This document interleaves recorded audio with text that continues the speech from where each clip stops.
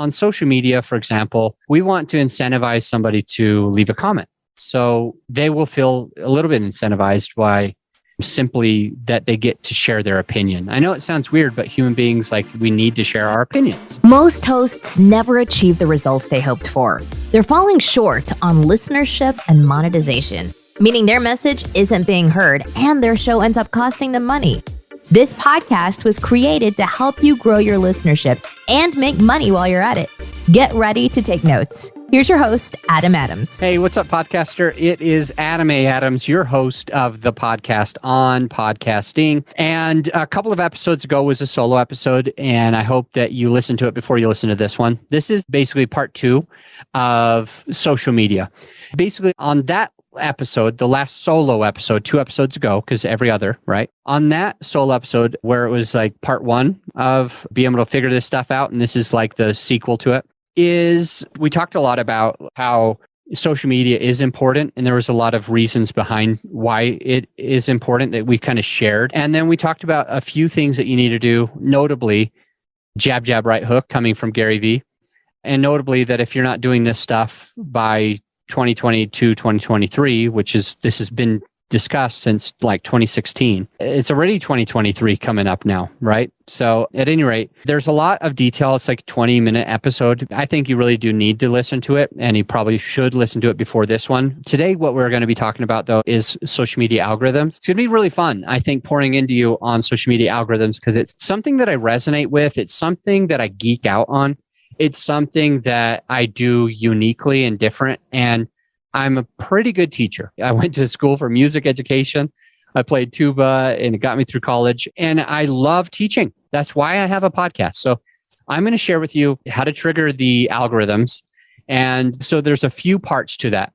I do want to take a brief break for our sponsor. So we've got a sponsor on this episode. I'll do that now. And when we get back, I'm going to be giving you like the real details that you absolutely need to know for utilizing social media to trigger algorithms. So instead of only a couple people even seeing your post, you maybe get 1 like, 1 comment, 2 likes, 5 likes, 10 likes, whatever.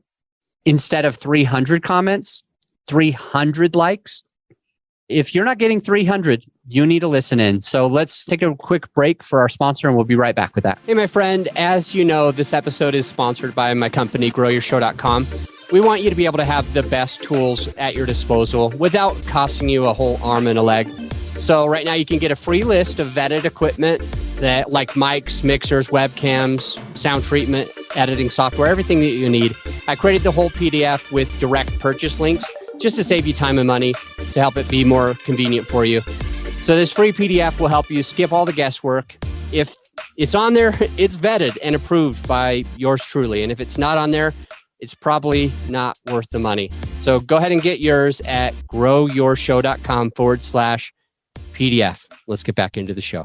Thank you for staying with us through that advertisement. I appreciate it. And now we're going to get into 9 absolutely like killer social media hacks that you absolutely need to know. 9 just phenomenal social media hacks, because it doesn't matter what your business is. You've got to be able to get some of the traction. You've got to be able to do some things.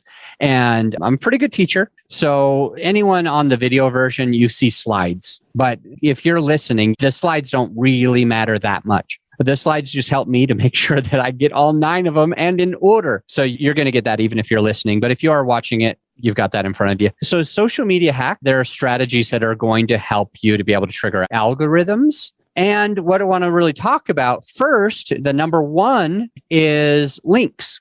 So a lot of you who are wanting to promote yourself, you're wanting to promote your business, you want to promote your podcast, whatever it is, you're putting links of those things. You're putting links to your meetup group.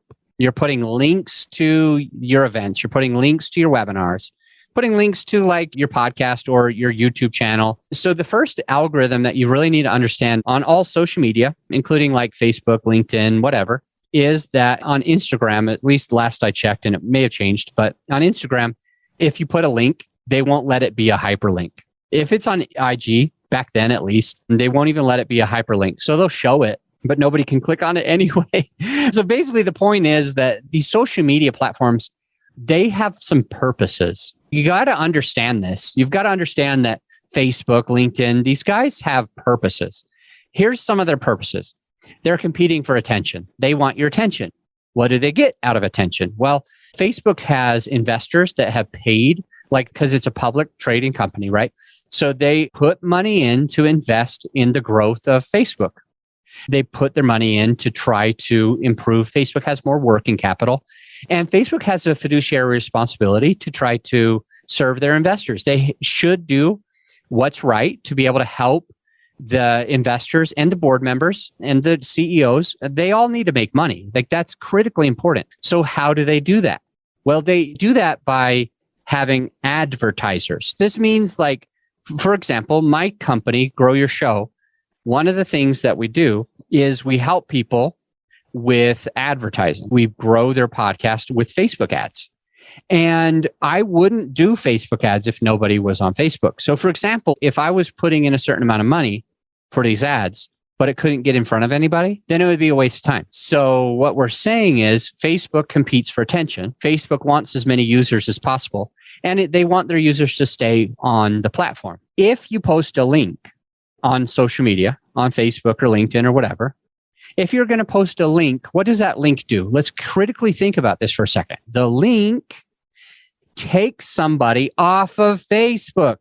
Well, Facebook's competing for attention. They want people on there. Their investors need to make money. Their advertisers need to be able to give them the money. And so when they see links, they've created an algorithm. An algorithm is, if this happens, then this happens. If they see something like this, they automatically do this. So just remember, an algorithm is a pre-created direction in case something happens. So for example, if you have a link that would maybe take you from Facebook to YouTube, Facebook says, oh, hell no.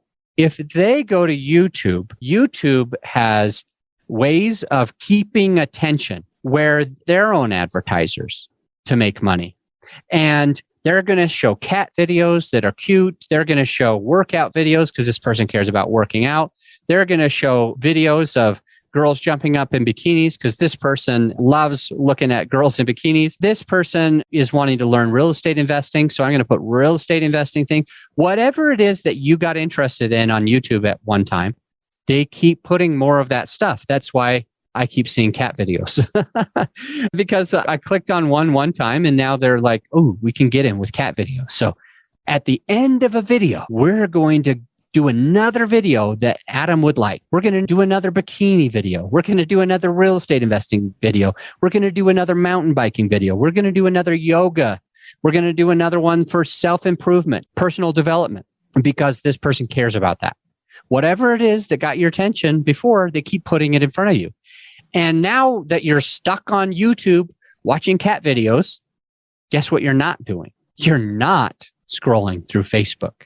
You're not scrolling past Facebook advertising.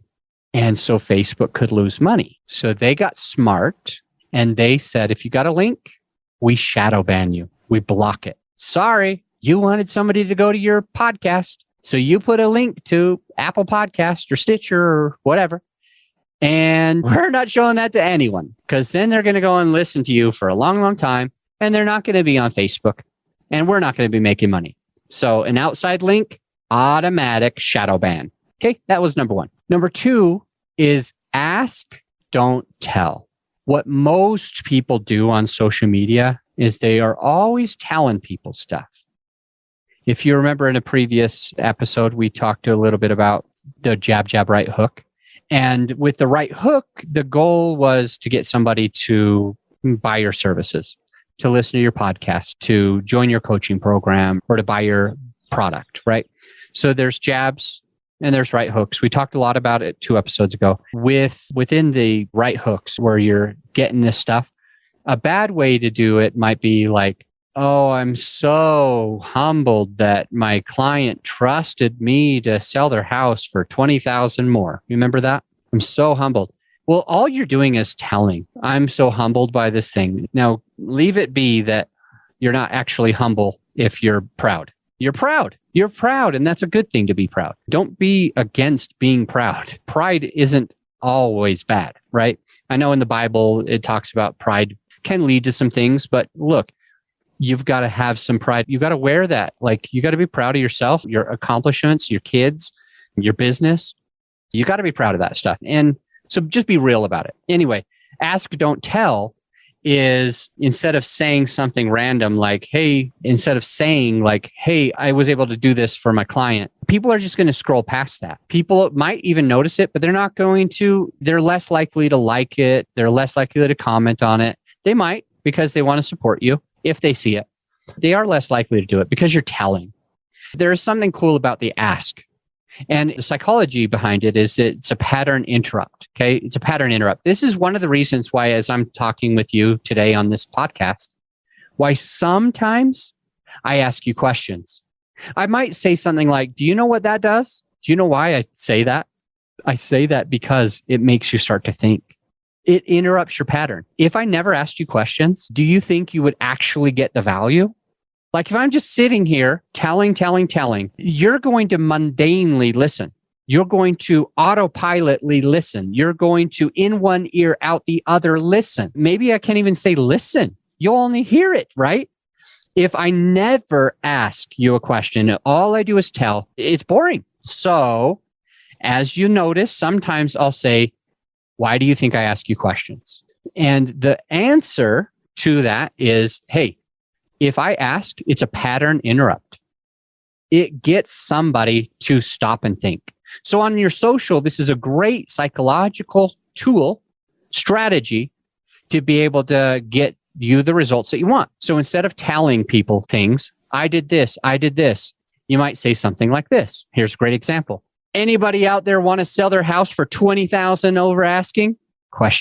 Recently, I'm really proud we were able to do that for a client. It's really exciting. And it's really going to help the client out as well, because that extra $20,000 is a whole year, a whole semester of college for their kid, or a whole semester of private school, whatever, you'd put that in. So they're really excited about the $20,000. This is what they're going to do with it. So you start by, what would you do with an extra $20,000? Now the person starts to think, what would I do with an extra $20,000? And then you go into the story. We call the question mark. We call that the hook. So the ask is the hook. When you're just telling stuff, it's mundane and people are like, scroll. You want to stop them from scrolling. So you want to interrupt their pattern. So you want to psychologically get them to pause and think and consider. And ask, don't tell allows you to be able to do that hook. You want to make an extra $20,000 when you sell your house, something like that. Then the story is, I just helped a client sell a house. We were able to get it for a little over $20,000. We got this many offers. And then you go to the offer. Don't be afraid to offer. So in the first example, it was, oh, I'm so humbled that this person entrusted me to help them get $20,000 more. And in the new way to do it with the hook story offer, the hook was a question. The story was the stuff you want them to know. And the offer is basically, hey, let me know if you and I should get on a call. Maybe I can help you get $20,000 more on your property as well. Let me know in the comments. So there's always want to do that hook story offer. But ask, don't tell. Just remember that, okay? Ask, don't tell. I like number 3 is incentivize your follower, like on Instagram or LinkedIn or Facebook or wherever, TikTok, wherever you're on, Twitter, whatever, incentivize people to do something. So on social media, for example, we want to incentivize somebody to leave a comment. So they will feel a little bit incentivized by simply that they get to share their opinion. I know it sounds weird, but human beings, like, we need to share our opinions. That's why I have this podcast, is I always want to share my opinion all the time. And I want everybody to believe in what I'm believing. And I feel good about myself. And I feel like I'm contributing because I have great opinions. And so I'm incentivized to put out good content. Well, if you are asking, if you're like, hey, I've got a couple of podcast episodes titles out here, which one should I use? Now, everybody's incentivized because they actually want to get their own opinion. That can get people to what's called engage. Engaging with your podcast is really, really helpful. So there's a couple of things for the algorithm. We're going to go into a little bit more detail as we go through. But number 4 is engagement. And so we already kind of started talking a little bit about it. Engage is a critical, very important piece to social media. Here's the thing. Remember that we said that social media, they pay for attention. Their whole goal is to get attention and to keep attention. So all social media platforms, it doesn't matter what. TikTok, they want you to stay on TikTok. YouTube, they want you to stay on YouTube. They're all trying everything that they can in order for that engagement, because if there's more engagement and like we're building a community, we're keeping people on the platform, they obviously just make more money. So ways of engaging is that hook story offer. Like, you know how we did the question for the pattern interrupt? Well, that was for number 2. We did the question for the pattern interrupt. Well, number 4, when we're getting them to engage, the pattern interrupt, it's kind of interesting. And I forgot to mention that if people are on social media and they are mundanely scrolling past lots of different people that are telling them stuff, well, social media just kind of split tests your post against like every other post. And if you're telling somebody something and people are just scrolling past it, you're in that A/B split test and you fail. You basically fail because nobody stopped scrolling. So I talked about an algorithm within the first thing, which was links. It's a negative algorithm, right? And now when we talk about the next algorithm with the ask, don't tell, just basically getting a good hook on the first line of a post will make somebody stop scrolling. Well, social media has been able to see when people pause, and then they're split testing it against other people. And they're saying, oh, a couple people paused when they saw this one. So what I'm going to do, this is social media talking, this is Facebook or LinkedIn or whatever. They're like, what I'm going to do is because people stop scrolling when they get to this, I'm going to put it in front of more people because that will help me keep more people on social.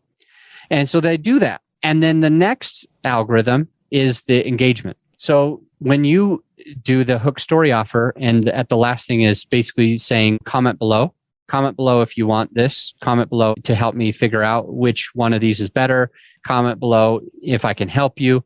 If you're listening, give me a hashtag, blah, blah, blah, below. When you're asking for that engagement, it's great because there's algorithms that see that people are typing and they're like, there's something with this post. They stopped the scroll. So you did a good pattern interrupt. That's good. But now they're also engaging. And so that is another algorithm. There's a negative algorithm, again, with the links.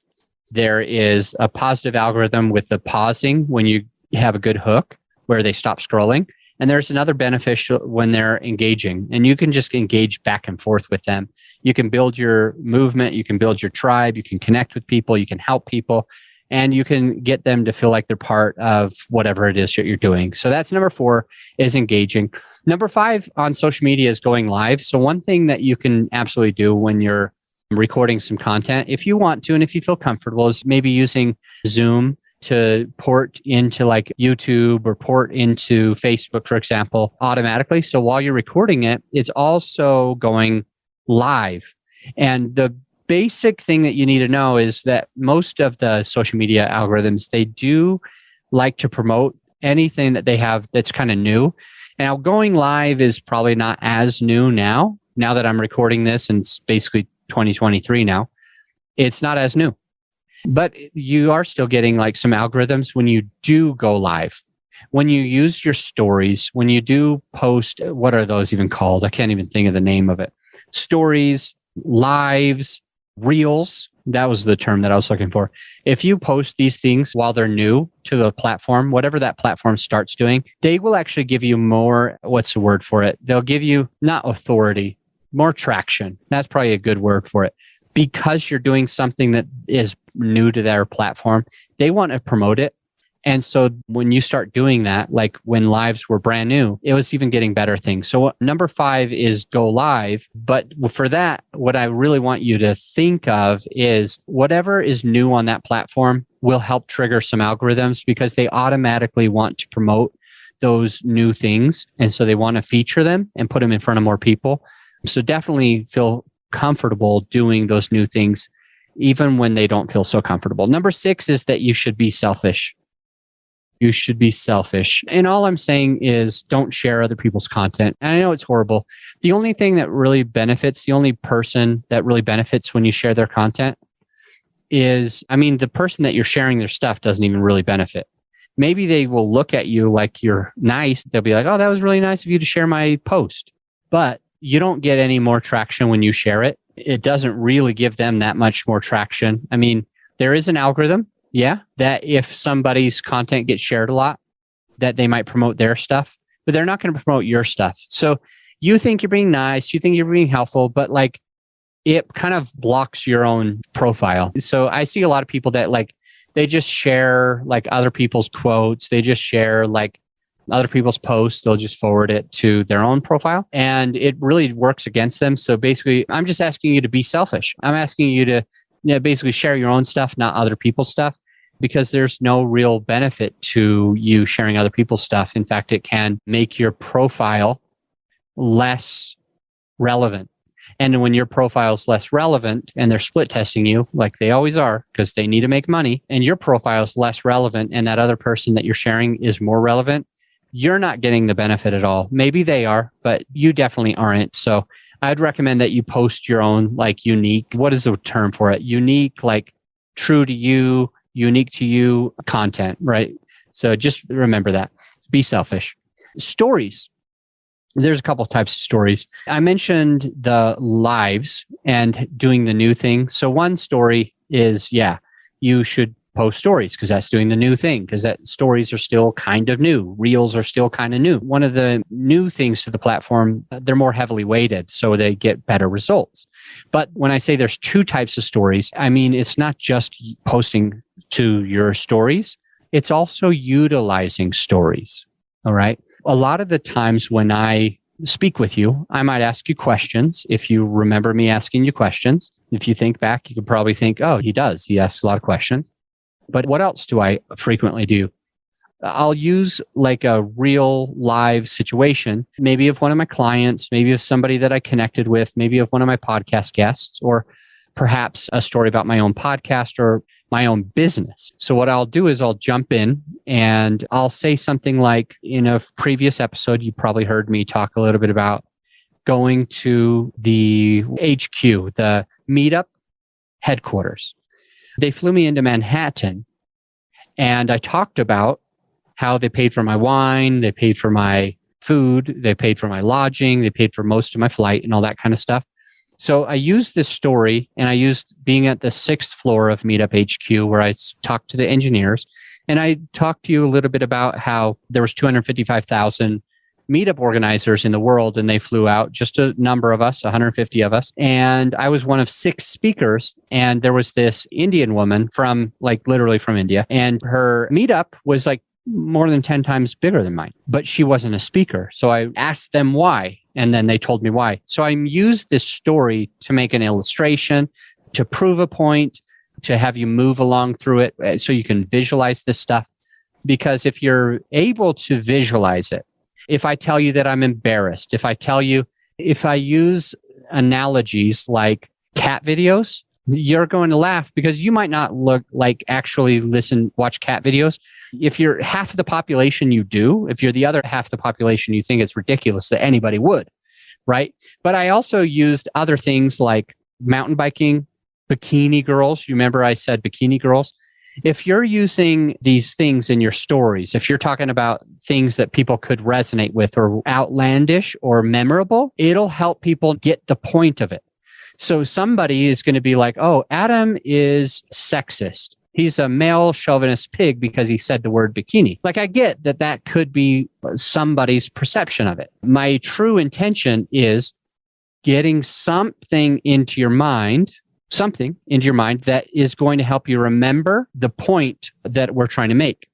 And the point is what people watch once on YouTube, they continue to stay on in YouTube. So when I say bikini girl, it's not because I'm a male chauvinist pig. It's not because I'm an asshole or a horny bastard or something like that. It's because I know that that gives us a visual and it sticks with us. And then you'll remember, hey, Adam was saying that they compete for attention and bikini girls or cat videos or whatever. Anything that you watch once is the illustration to it. So these stories help impress the points. They help make things memorable. It's kind of going back to the ask, don't tell. Do you remember that I was saying, like, if you ask, people have to think about it.